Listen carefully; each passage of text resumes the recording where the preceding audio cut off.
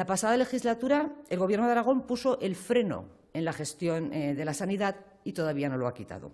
Nuestro medio rural está abandonado, nuestros hospitales están colapsados y nuestros profesionales están ignorados.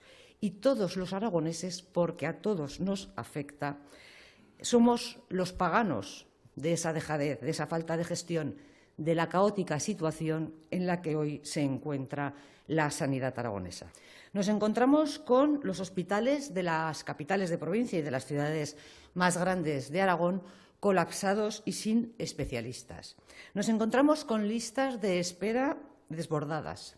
Nos encontramos con las infraestructuras que un día se prometieron, paradas, abandonadas, como por ejemplo las urgencias del Hospital San Jorge de Huesca, la ampliación del Rollo Villanova o el Centro de Salud del Barrio de Jesús.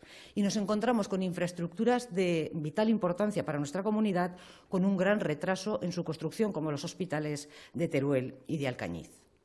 Nos encontramos con un medio rural abandonado, consultorios cerrados, consultorios con reducciones de horario, facultativos colapsados, sin vacaciones y sin descanso y, lo que es peor de todo, sin el menor de los agradecimientos.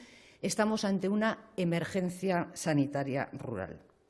Nos encontramos también con los llamados viernes negros, sobre los que el Departamento de Sanidad no se ha molestado ni tan siquiera en contestar, en hablar con los profesionales, en sentarse con ellos, en dialogar.